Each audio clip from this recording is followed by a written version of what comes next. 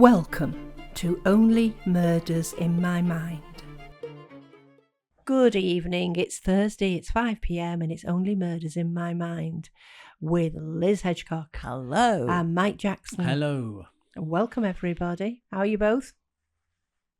I like the stunned silence. Yeah. How are you both?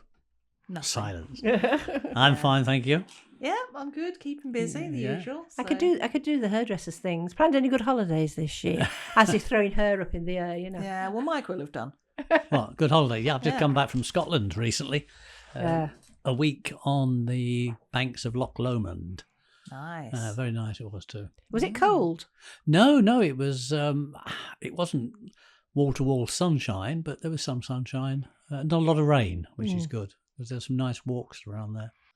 Oh, I'm going to tell you a funny story now. And this is true. Well, it's as true as you want it to be.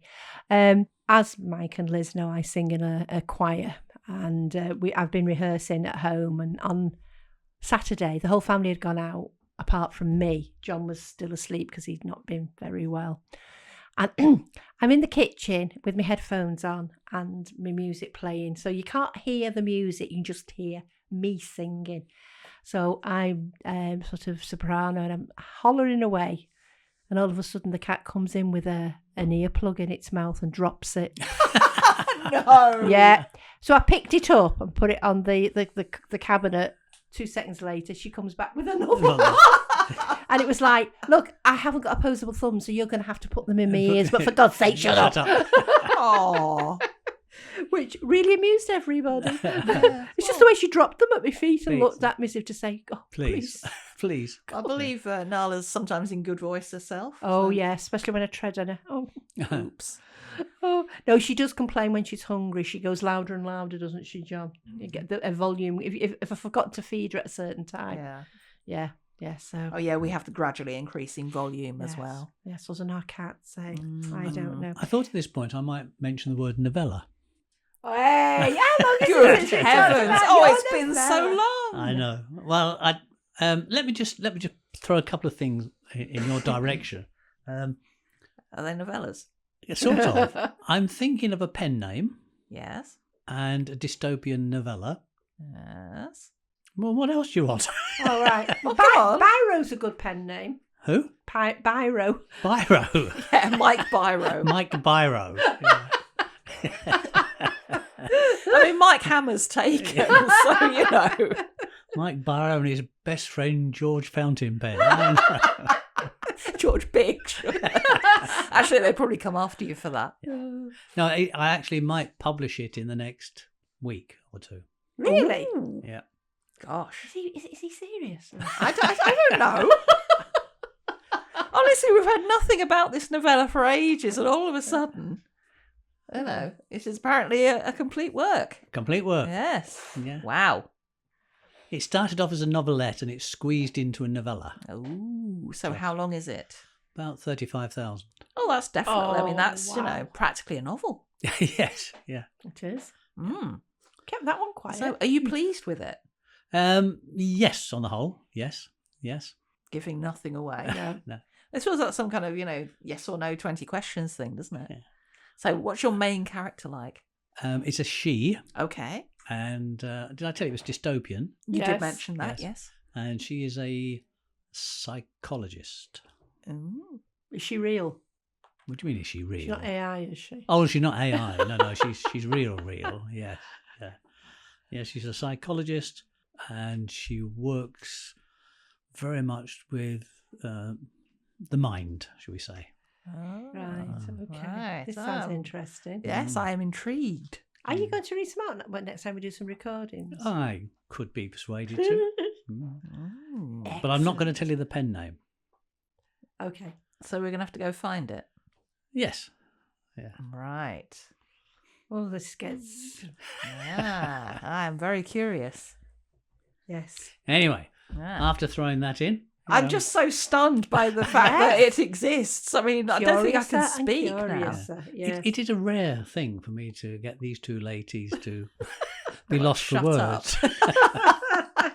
And I use the word ladies very loosely. Oi. Cheek. Oh, Oh dear me.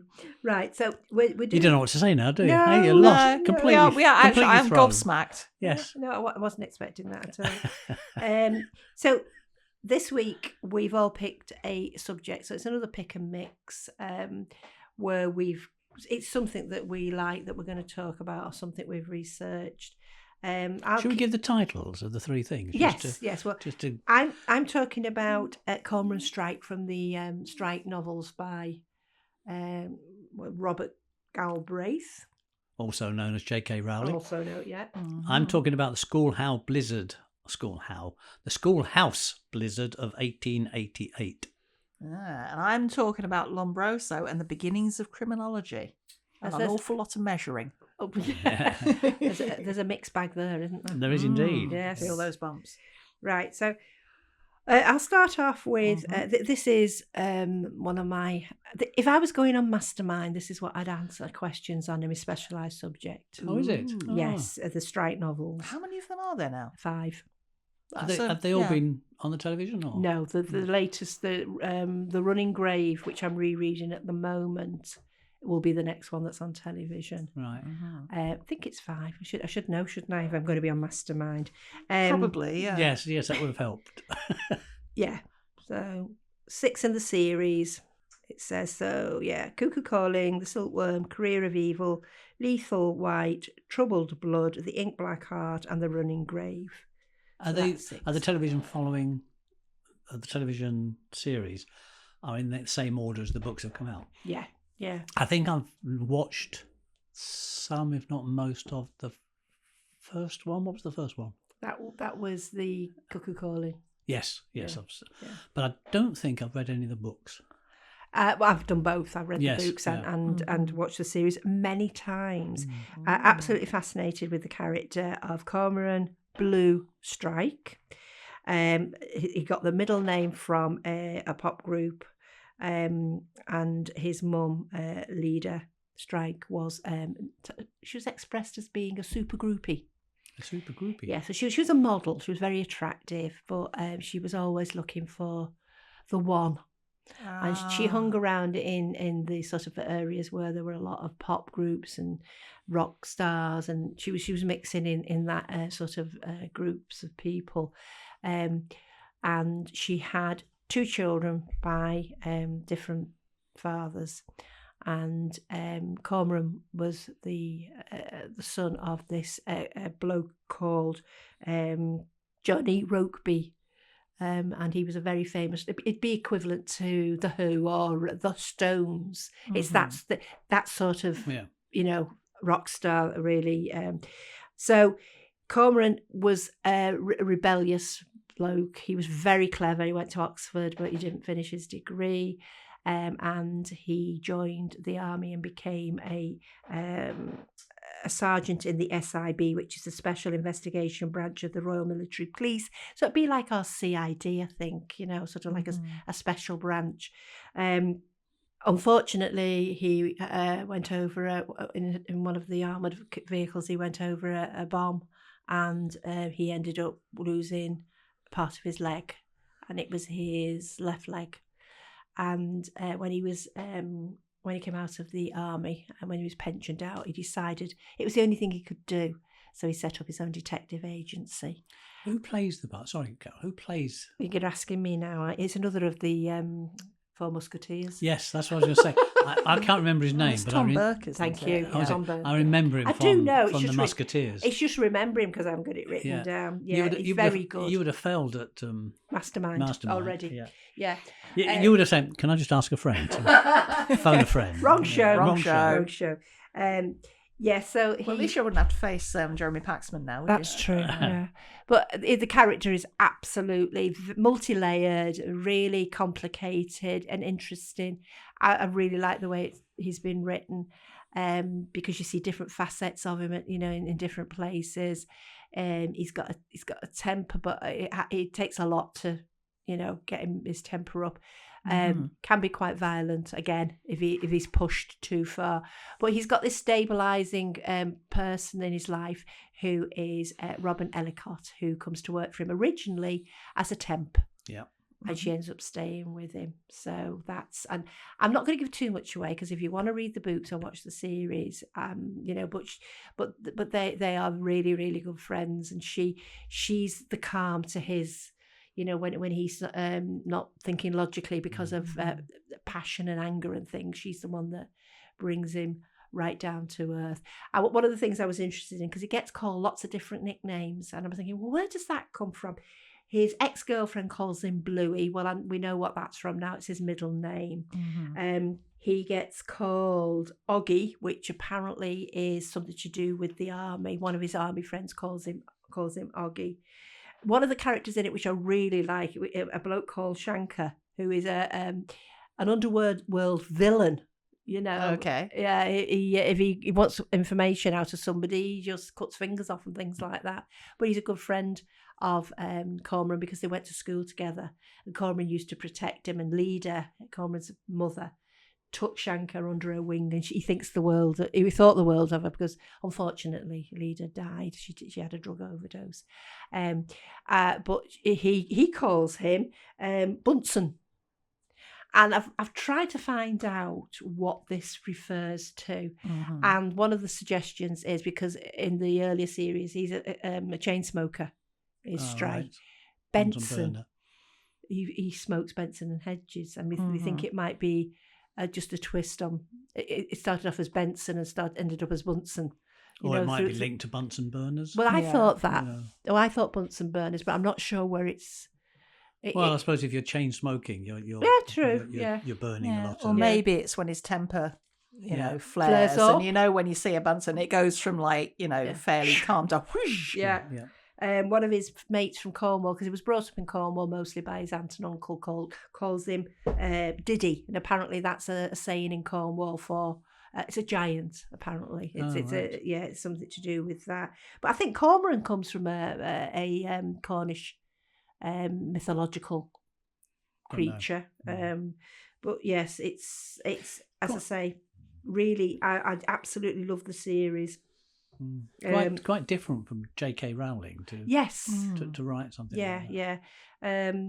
They've got an office in Denmark Street, London. I presume there's a real Denmark Street in London. I'm pretty sure there is. Yeah, there is. And there's been 19 episodes across 6 series. And the Running Grave, as I say, is the next one. And these can be quite gruesome. Some of the things that you see in it are not for the faint-hearted. Bits of bodies and all sorts of nasty stuff. Some of them are quite complicated, and the Ink Black Heart, which was the latest one that went on television. Liz knows I struggled reading that. It's funny because when I've watched, I'm sure I've watched the first one. I don't know if I've watched all of it, and I think I started watching the latest one. That's the Ink Black Heart, and I may have watched 2 episodes, maybe 3. But I was getting confused. Yeah. Isn't that the one with all the messages? Yes. Loads and forwards. Loads of social media messages right through the book. And I sort of thought to myself, no, I'm losing the plot here. Yeah. And once you start to do that, you lose interest as well. And I think I thought, no, this is becoming too complicated. I was okay because you'd read the book, yes. Which was even more complicated. Yeah. But it's only because of that. I mean, I've watched it 2 or 3 times since. I think probably if they never needed somebody to do the parts, I'd be word perfect. It's a shame though, isn't it, that because somebody can write a story which might be very good, but if they make it too complicated, then people are either going to sort of give up on it if it's a television program, or give up on it. If it's a book, unless they're really into the series as you are. Yes. When you think, no, this will be worth persevering with. But if you're reading it for the first time, I think it could be off-putting, can't it? The Ink Black Heart probably would have resonated. What's the word I'm looking for? Resonated. Thank you. This is what happens when I get tired, folks. With younger people, because of all the social media chat and everything, they'd have understood it better. I had to read some of it a couple of times. I was thinking... And some of it I just skipped over and went back to the dialogue. But yes, so as I say, I can't wait for the Running Grave, which I'm currently reading, which is about being dragged into a religious cult. That's all I'm saying. Is she planning on writing any more? Yes. Oh, I bet she I is. think there was either 8 or 10 was planned. All right. I can't remember which, but she definitely is writing at least another 2. Now, it's funny because I was talking before about this pen name idea. Oh, yes, Mike Biro. Mike Biro or George Fountain Pen, whichever one you want. I've looked into pen names and how they operate, etc. And I thought, well, I'll have a look at Robert Galbraith, seeing how much, because when you do a pen name, I've done quite a bit of research on this. Yeah. People can go to the extent that they make the whole bio about that person is made up. Yeah. Yeah. And so I was sort of looking at that, wondering what Robert Galbraith's pen name looks like. And it's all to do with J.K. Rowling. You know, the picture on the author Amazon page for Robert Galbraith is J.K. Rowling's picture. Well, it might as well be now. It's because everybody knew everyone about knows it. it's her. So whatever her first intentions were, she's obviously gone to the point of thinking, it's a waste of time doing that because everybody knows who it is. Yeah. And yet she's decided to keep with the name. She as well. did. Yeah. Yeah. But as I say, if you go to the author page, it's her name and her talking. And I think what she's doing is just explaining why she's using Robert Galbraith as a pen name. She wanted to see if it would be picked up Yes. and as successful as the Harry Potter under a different name. But somebody leaked it. Yes. Do you want to... Thank But you. and that was always going to be the case, wasn't it? And I suppose once you've gone down that road of using a pen name, you can't then sort of back away and use J.K. Rowling. She was stuck with the pen name in a way, and all she can do is explain why on something like the Amazon author page. Was it something like the publisher's wife or the agent's wife or something Somebody like that that? worked at the publishers leaked it. Yeah. And I don't know whether right. that was done on purpose or by accident. I do wonder. I just suspect that, I mean, they looked at the sales and thought, how if long these was it books were out? written by J.K. Yeah. Rowling. Yeah. Well, I don't think if Robert Galbraith, if it hadn't come out, would anybody have paid to have them made into a television series? It was probably only done because of who it was. Yeah, I mean, I've told Netflix I'm very reasonable if they want to make my series into... My pen name, I'm open to offers. Yes, you've got to be. Yeah, you don't know what the name is, but I do. Wesley Quill. Bernard Nib. HB Pencil. We could go on like this all evening. But R.D. Blackwing. Please, let's not. I think we should hand over to Liz for her. Meanwhile, we'll keep thinking of other pen names. We will. You will, won't you? Your rendition. Oh, okay. I was just going to look up Robert Galbraith then. Okay, I said I was going to talk about Lombroso and the criminal man and theories of criminology. This is from 1876, so I'm nipping onto your territory here. My of the 1800s. Yeah. I do apologise. But yes, he came up with this biological theory of criminology. And it's important to know that as well as being a criminologist and perhaps the originator of it, he was also a phrenologist, so he used to feel people's bumps. There's phrenology heads, you see. Yes. Yeah, like that. So he suggested that criminality is inherited and that someone born criminal could be identified by the way they look. There you go.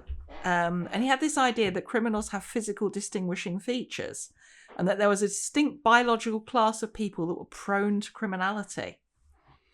So yes, he thought that criminals were genetic throwbacks. A lot of people did though, didn't Yeah, Oh, yes. it was a big thing at that point. I think, particularly towards the turn of the century, there's lots of interest in kind of genetic health. And apparently, this made them, according to Lombroso, wilder, untamed, and unable to fit into 1870s society, and therefore they would inevitably turn to crime. So, features of the thief. So if you see anyone like this, like keep your purse and your wallet and everything like under wraps. Expressive face, manual dexterity, and small wandering eyes.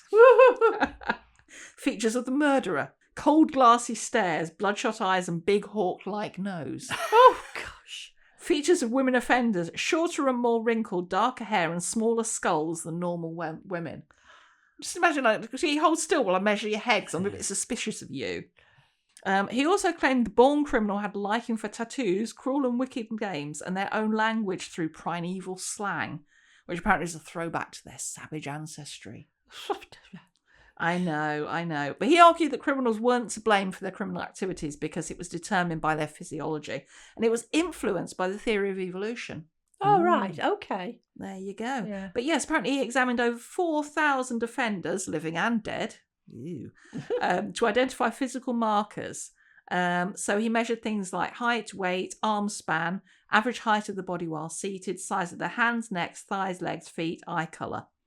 In a study of 383 dead Italian criminals and 3,839 living ones, so it was very thorough, he found 40% of them had atavistic characteristics.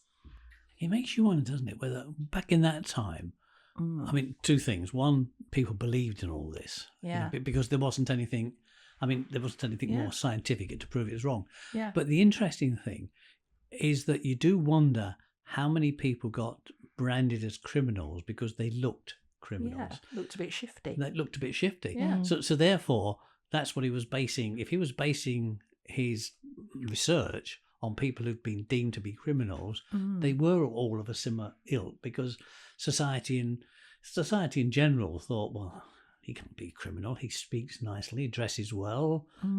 Whereas that chap over there is real shifty. He must be a Rogan. Yeah, and of course, a lot going back into sort of the 1800s and beyond that, poor people sometimes did have to steal and what have you, and then they were like, well, he's obviously a criminal type. No, he's starving. Yeah. Whereas rich people can generally get away with a lot more. Yeah. But they do it within the law. That's the difference. Yeah. But he became known as the father of modern criminology, and this theory of the born criminal dominated thinking until the early 20th century. Yeah. But apparently, like, the thinking before then for thousands of years had been, looking at crime on moral and religious terms, and they didn't think that you could study crime scientifically at all. I suppose in some ways that's what he was doing, which to us sounds nonsensical now, was the first time that anybody had actually done some research. Yeah. And so somebody done something that looked systematic and methodical. He didn't have a control group, though. So. No. But somebody else would come along and say, well, his research was bunkum because I've done some research which shows that what he was looking at is not right. And research just builds on research. It does, yeah. That you almost have to show something's not right to prove your point and that what you're saying is right. And I suppose that's how we build up the common knowledge that we have today. Isn't it? It's layers of. I mean, even now there's still a debate between people of nurture or nature. Oh, yes. When we come to somebody that's really classed as being evil, and psychopathic brain and all the rest of it. And it's sometimes some people go, no, it's nothing to do with nature. It's the way somebody's brought up. It's because they've had, parents that didn't look after them properly, and this, that, and the other. And then occasionally you'll get somebody, well, this child, as a child, this person had loving parents who'd do anything for them, did well at college, university, but, pulls the legs off sparrows and the tails off cats and kills children. Yeah. What's that all about? I it's very difficult to be able to. Yeah. I mean, the thing is, like, now we're all like, no, I don't think so. And there's all sorts wrong with this. Yes. Because, someone said, these kind of physical characteristics that you talk about, some of that might lead to, difficult social interactions, which lead to frustration and anger, which then might lead to offending behaviour. Someone else did another study with a control group in 1913 of 2,000 London convicts, and he said, no, I'm not getting these findings at all. No. But he wouldn't have done that research if it hadn't been for this guy's research. So, I suppose this was an important step, but it was just a step, and it wasn't sufficiently underpinned. No. And someone also said, some of these things that he picked up are things like, skin colour and other traits that are associated with race. So, it's being accused of scientific racism.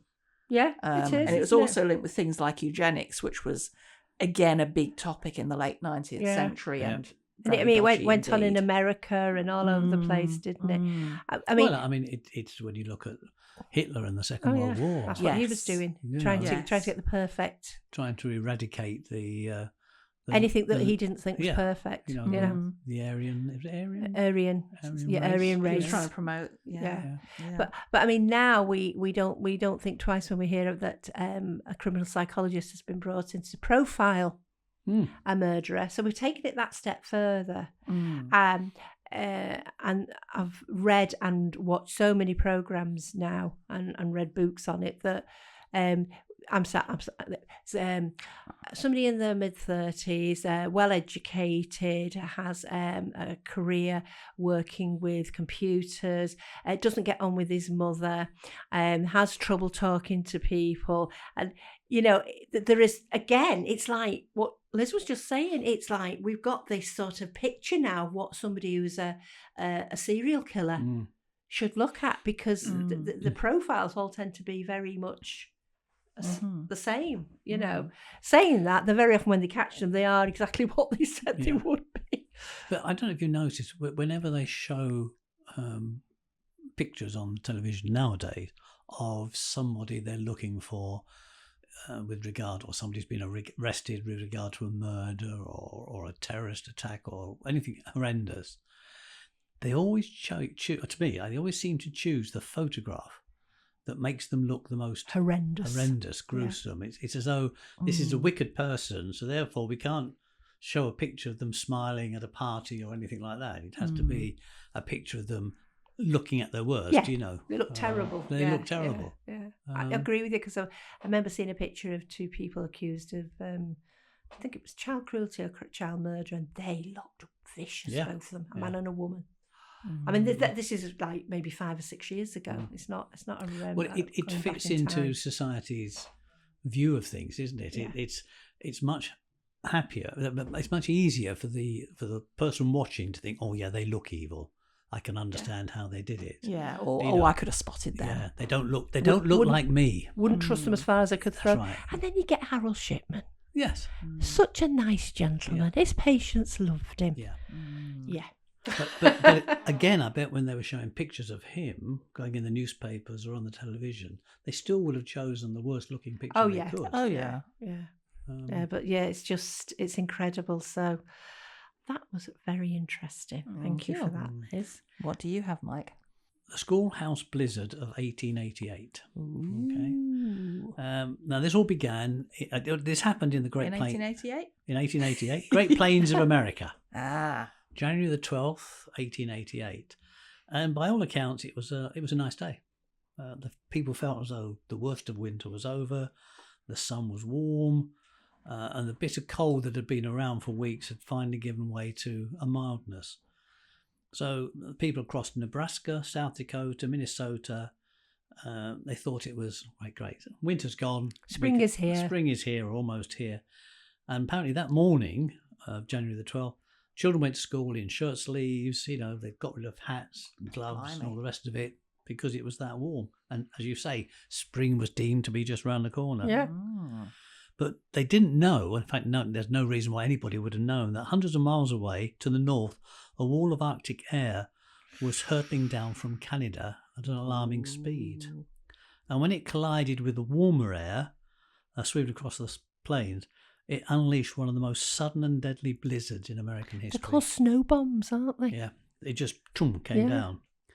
And the storm that happened was known as the Schoolhouse Blizzard, or some call it the Children's Blizzard. That time there were lots of families around there. They just had the Homestead Act of 1862, so there were lots of young families that set up in different settlements there. And obviously the buildings were all wooden buildings. The schoolhouses, wooden, often just had in them, like the schools, often just had a wooden building, a stove, blackboard, wooden desks, poorly insulated, as you would expect. And when the storm struck, it did so with terrifying speed. And they reckon by early afternoon, the temperature plummeted, wind screamed in like a runaway train, reaching speeds of over 60 miles an hour, and snow fell in sheets. Apparently it didn't come down in flakes, but sharp grains, more like snow, like sand, like a sandstorm. Oh, almost, right, rather than snow. okay. Visibility dropped to 0. Roads disappear. Familiar landmarks were just gone. And inside the schoolhouses, panic set in. Some teachers, and back in those days, some of the teachers were hardly that much older than some of the pupils, kept the children inside, hoping the storm would pass. And others, fearing the building wouldn't hold out against the storm, decided to lead the students or the children home. And neither choice was a great one. And what made it so deadly was the timing. The storm struck just as the children were about to go home from school. So they had this decision to make. Just at that time when some children had started going home, some were about to go. And of course they were all wearing the wrong sort of clothing. Oh. And then there were loads and loads of stories about different things happened. One here, Louise Royce found herself trapped with 3 of her students in a schoolhouse. And by 3 o'clock in the afternoon, they'd run out of heating fuel. Her boarding house was only 82 yards away. So she tried to lead the children across to her boarding house. However, the visibility was so poor they became lost, and the children, 2 9-year-olds boys and a 6-year-old girl, froze to death. Just in that short space of time? Yeah. The teacher survived, but her feet were frostbitten and had to be amputated. In Nebraska, somebody called Etta Shattuck, a 19-year-old school teacher, got lost on her way home and sought shelter in a haystack. She remained trapped there until 78 hours later when she was rescued, and she died due to complications from surgery to remove her frostbitten legs and feet. Another teacher, Minnie Freeman, just 19 years old, became a hero. When the windows of her schoolhouse shattered and the roof began to fall down, she tied her students together with a length of string and led them through the storm step by step to the safety of a nearby farmhouse, and all 13 children survived. Wow. But in the afterwards, they found bodies frozen in mid-step, mothers clutching children beneath snowbanks, school books cast across drifted fields. Some children trying to make their way home became disorientated, wandered around in circles until they collapsed, only yards from safety. Others followed their teachers into the storm, never seen again. And they reckon about 200 people, most of them children, died.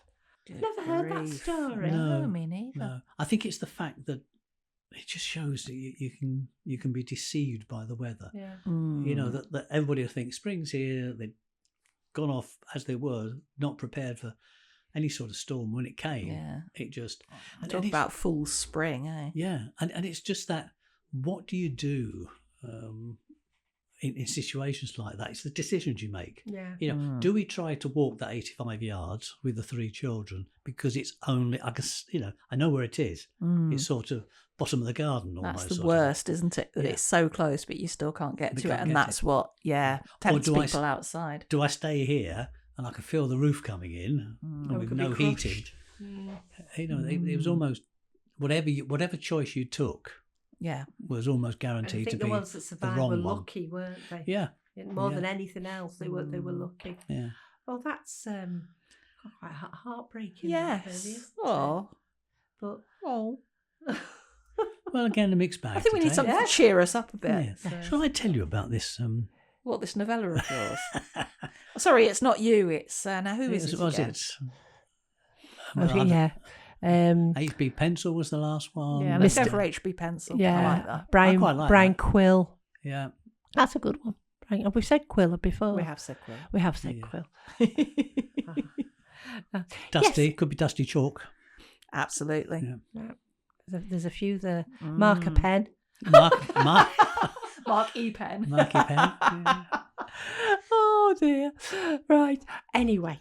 Felicity Felt Tip. You have to be careful now, mate. Now this is, have I chosen a female pen name or a male pen name? Or one that could be either. Yes. Yes. Yeah. You know, that's the thing. Oh. See, And HB pencil would fit the bill really well there. And I've got another Shades of idea. J.K. Rowling. Yeah. I've got another idea for another novella under another pen name. This is going somewhere. It is, isn't it? Yeah. It's going to be confusing. It certainly is. And with that, I think we'll draw this episode of Only Murders in My Mind to a close. Another riotous episode. Bit sad at the end, sorry about that. Yeah. But I hope you've enjoyed it. So, you know, give us a thumbs up and press the thingy button. And Definitely press the thingy button. Press the thingy button. Yeah. That helps us a great deal. And I believe there's a blog. And there is a blog as well. And also you can now find us on, we've always been on YouTube and Spotify, but more recently we can now be found on Apple Podcasts as well. Yeah. So we're everywhere. Yeah. We're everywhere. Just press the thingy and you'll find us. There's no escape. Can't get away from us. But as I say, hopefully you join us because you like joining us. So we'll say goodbye and see you next week. You have been listening to Only Murders in My Mind, a Random Thought production, produced by John Bissett. The music in Peril was composed and recorded by OM Studio Strings.